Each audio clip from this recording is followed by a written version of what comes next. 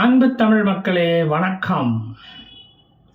நமது நேத்தன்யாகு அண்ணன் ஹமாஸுக்கு சீஸ்ஃபயர் இனிமேல் கொடுக்க முடியாது என்று சொல்லிவிட்டார். பாசிப்பயிறு தட்டப்பயிறு வேண்டுமானால் கொடுக்கிறோம், வாங்கி தின்னுட்டு போகட்டும் அப்படின்னு சொல்லிட்டார். எங்களுடைய முழுமையான வெற்றி இன்னும் சில மாதங்களில் கிடைத்துவிடும். அதனால் எதிரி பதுங்குவதற்கு இடம் கொடுக்க மாட்டோம் என்று தெளிவாக கூறிவிட்டார்.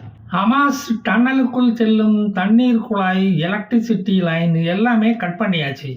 மெழுகுவர்த்தி ஏற்றி தான் இங்கே வேலை பார்த்துக்கிட்டு இருக்காங்க அவங்க. அதே சமயம் இந்த ஹூத்தீஸுகளுக்கு எந்திரிக்கவே முடியாதபடி இங்கிலாந்து அமெரிக்க விமானப்படைகள் அகில உலக சம்மட்டி அடி என்றால் என்ன என்று எடுத்து காட்டியதும் 4 காலில் நடந்து வந்து பழிக்கு பழி வாங்குவோம் என்று வீராவேசமாக சூளுரைத்துள்ளார்கள். சும்மா போய்கிட்டு இருந்த கண்டெய்னர் கப்பலை ஊபிஸ் மாதிரி சீண்டுனது யாரு? ஹூத்திஸ் தானே. அப்புறம் கூத்துது குடையுதுன்னு சொல்லலாமா? கொடுக்கறத சந்தோஷமா வாங்கிக்கோ. இப்போ அமெரிக்க இங்கிலாந்து படைகள் என்ன சொல்கிறாங்க தெரியுமா? February 4 அமெரிக்காவின் சென்ட்ரல் கமாண்டன்ட் ஃபோர்ஸ் தற்காப்புக்காக நாங்கள் ஹூத்திஸ் பொந்துகளை தாக்கினோம். அங்கே பதுங்கியிருந்த எலி குஞ்சுகள் செத்ததுக்கு நாங்கள் பொறுப்பேற்க முடியாது என்று தீர்மானமாக அறிவித்து விட்டது. அமெரிக்க மெர்ச்சன்ட் நேவிக்கு பாதுகாப்பு கொடுக்க வேண்டியது எங்களோட கடமை என்று அறிவித்து விட்டது. செங்கடல் பக்கம் வந்து எவனும் இனி காலு கழுவ முடியாதபடி இப்படி பண்ணிவிட்டீங்களாடா. உன் பொந்துகளை குண்டு வீசி அழிச்ச அப்புறம் நான் நீளமான குழலை வச்சு புட்டு தான் அவிச்சுக்கிட்டு இருந்தேன்னு சொன்னா எவனாவது நம்புவானாடா? நாங்கள் நம்ப மாட்டோம். நீளமான புட்டுக்குழலும் எங்கள் கண்ணுக்கு ஏவுகணையாகத்தான் தெரியும். குக்கர் டிஃபன் பாக்ஸையே குண்டா மாத்தினவன் நீ சொல்றத நாங்கள் நம்பணுமா? எங்களை நம்ப சொல்ற கண்ணு. ஹூத்திஸ் ஸ்போக்ஸ் பர்சன் முகமது அல் புகைதி அவர் என்ன சொல்லியிருக்காரு தெரியுமா? காசாவில் அப்பாவி மக்கள் சாவுறத நாங்கள் பார்த்துக்கிட்டு சும்மா இருக்க மாட்டோம், நாங்களும் கூட சேர்ந்து சாவோம் அப்படின்னு களத்தில் இறங்கிட்டாங்களாம். இஸ்லாமியர்கள் இஸ்ரேலியர்களை கொல்லுவது எல்லாம் ஜெனோசைடு கிடையவே கிடையாது, அது ஜிகாத்து. இஸ்ரேலியன் செத்து போனா அது காக்கா செத்து போன மாதிரி தான், எவனுமே கவலைப்பட மாட்டான். இஸ்ரேலியனுக்கு இருப்பது மனித உயிர் இல்லையாம், அது அவர்களின் அரிய கண்டுபிடிப்பு. கூட இருந்து ஏவுகணையை கையில் எடுத்து கொடுத்து ஏவ சொன்னவனை இஸ்ரேல் கொன்னா பார்த்துக்கிட்டு சொரிஞ்சுக்கிட்டு சும்மா இருக்க முடியுமா? அவர்கள் உயிர் விலை மதிப்பு இல்லாத மனித உயிர். காசால எங்களுக்கு மட்டும்தான் உயிர் வாழ தகுதி இருக்கு, அனுமதி இருக்கு அப்படின்னு சொல்றாரு இந்த முகமது அல் புகைதி. அங்க சாகிற உரிமையும் அவங்களுக்கு தான் இருக்கான். சொர்க்கத்துல 23 கன்னிமார்களை போய் சந்திக்கணும்னு முடிவு பண்ணிருந்தவங்களை தமிழ்நாட்டில் ஆளுற கொம்பனை கொண்டு போய் காப்பாற்ற முடியுமா? அமெரிக்காவும் இங்கிலாந்தும் ராத்திரியோட ராத்திரி ஏமன் வானவெளியில் போய் ஹூத்திஸுக்கு யமனை காட்டிட்டு வந்திருக்காங்க. வானத்திலே தெரிஞ்ச வான வேடிக்கையை பார்க்க வந்த ஹூத்திஸ் குஞ்சுகளை தூங்க வச்சுக்கிட்டு வந்திருக்கு இந்த அமெரிக்க விமானப்படை. ஈரான் ஆதரவோட இயங்கி வந்த மிசைல் லாஞ்சர் தளம், யுஏவி ஸ்டோரேஜ் பிளேஸ், பதுங்கு குழிகள், ராடார்கள், ஹெலிகாப்டர்கள் இத்தனையும் அழித்து விட்டு திரும்பி இருக்கிறது இந்த அமெரிக்க இராணுவம். இந்த தாக்குதல் எல்லாம் இஸ்ரேலுக்கு ஆதரவாக எடுக்கப்பட்ட நடவடிக்கை என்பது இந்த உலகத்துக்கே தெரியும். நீ ஒரு பக்கமாக ஹமாஸ் ஹிஸ்புல்லாஹ்களை சட்டினி ஆக்கு, நான் இந்த பக்கம் எலி குஞ்சுகளை நசுக்கிட்டு வரேன், ஹூத்திஸ் எலி குஞ்சுகளை நசுக்கி சூப்பு வைக்கிறேன் அப்படின்னு ஜோ பைடன் சொல்லிட்டாராம். இதுக்கிடையில யாஹ்யா சின்வர் தம்பி முகமது சின்வர் மண்ணுக்கடியில் நடத்திக்கிட்டு வந்த அலுவலகத்தை கண்டுபிடிச்சிருக்காங்களாம் இஸ்ரேலிய இராணுவ படை.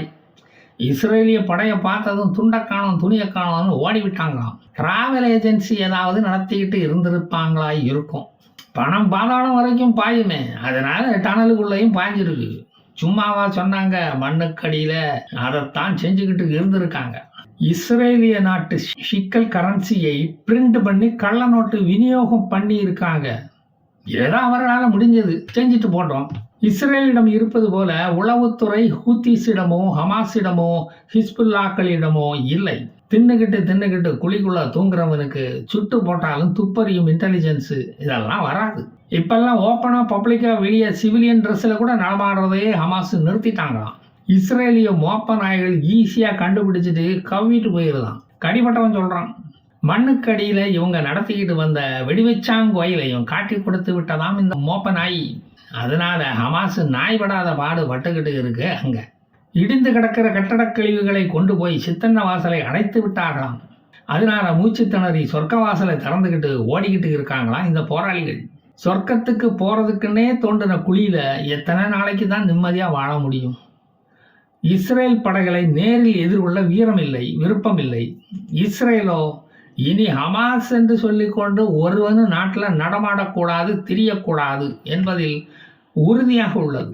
இந்தியாவில் கம்யூனிஸ்டுகளை ஒழிச்ச மாதிரி ஹமாஸையும் ஒழிச்சாகணும் அப்படின்னு கங்கணம் கட்டிக்கிட்டு திரிகிறாங்க இந்த இஸ்ரேலிய இராணுவப்படை. ஹமாஸிடம் விமானப்படை இல்லை, ஹூத்திஸிடம் இருந்த 2 ஹெலிகாப்டரையும் அழித்தாகிவிட்டது. ரைட் சகோதரர்கள் உபயோகித்த பாராசூட்டு குடைகள் தான் அவங்க கிட்ட இப்போ இருக்கு. அதிலும் 1008 ஓட்டைகள். ராத்திரி பார்த்தா நட்சத்திரங்கள்லாம் தெரியுதான். அதை வச்சுக்கிட்டு இவங்க என்ன பண்ண போறாங்க? ஹிஸ்புல்லாக்களுக்காவது ஈரான் அப்பப்போ புட்டுக்குழல்களை கொடுத்து உதவுது. ஹமாஸுகள் குபூஸ் மாவை பிசைந்து கொண்டு வவுக்க கழுவிக்கிட்டு இருக்காங்களாம். பாலஸ்தீனர்களின் நிலை இன்னும் மோசம். பாத்திரங்களுடன் முகாம்களில் டாஸ்மார்க்கு கியூவில் நின்ன மாதிரி கியூ வரிசையில் நின்றுக்கிட்டு இருக்காங்க சாப்பாட்டுக்கு. ஹமாஸ் காசா நிலப்பகுதியை ஆளுகிற லட்சணத்தை பார்த்தா உங்களுக்கே ஸ்டாலின் ஆட்சி எவ்வளவோ பரவாயில்லன்னு பாராட்ட தோணும். ஹமாஸ் காசா பகுதியில் உள்ள கட்டடக் கழிவுகளை விற்று தான் பிழைக்க வேண்டிய சூழ்நிலையில் இப்போ இருக்கு நிலைமை. இவ்வாறு இருக்கையில் வீராதி வீர சூராதி சூர புஜபல பராக்கிரம ஹூத்திஸ் படை விட்ட ராக்கெட்டு எல்லாமே ஊத்திக்கிச்சு.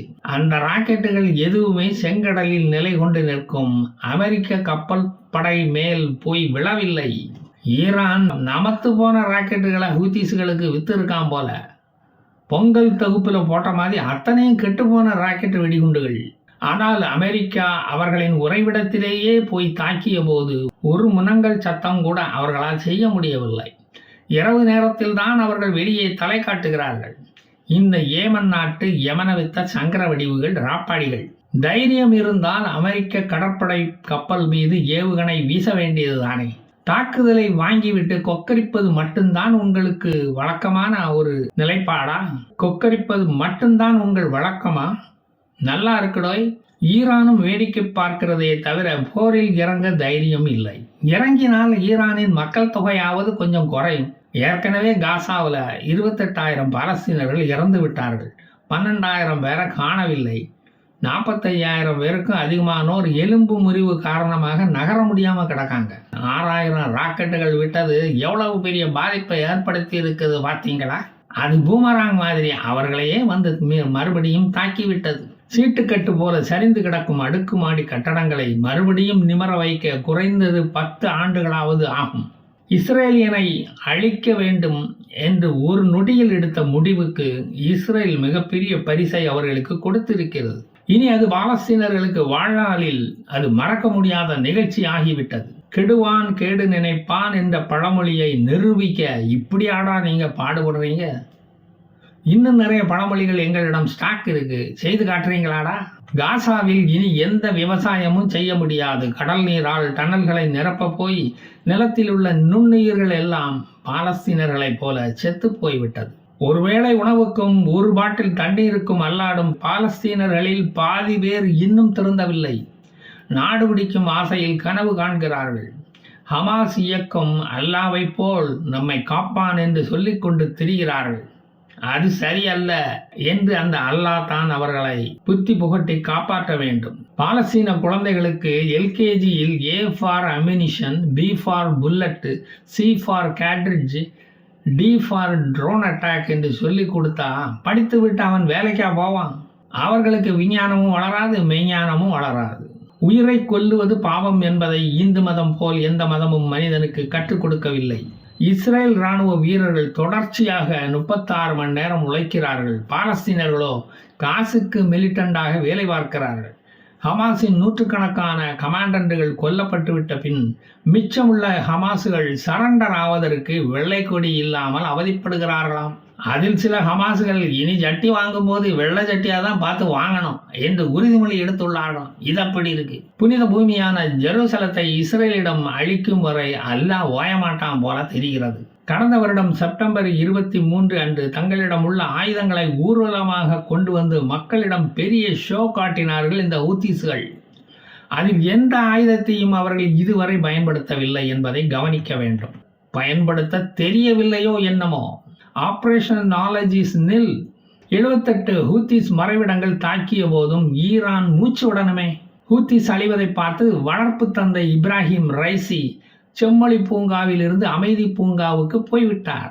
ஷாஹீத் ட்ரோன், வாயித் 136, கோசப், அபாபில், கமே காசப், பாலக் 1, பஜார், அல் பாகர், அல் அஹ்மர் என்று விதவிதமான ஏவுகணைகளெல்லாம் எங்க கிட்ட இருக்குடோய் என்று கதை அளந்தீங்களே, அத்தனையும் வெத்து வேட்டா கிழிஞ்சது போ. எத்தனை நாளைக்கு தான் இப்படி செத்து செத்து விளையாடுவீங்களாம். சரி, நான் மீண்டும் ஒரு புதிய தகவல்களோடு மறுபடியும் வருவேன். ஜெய் ஹிந்த்.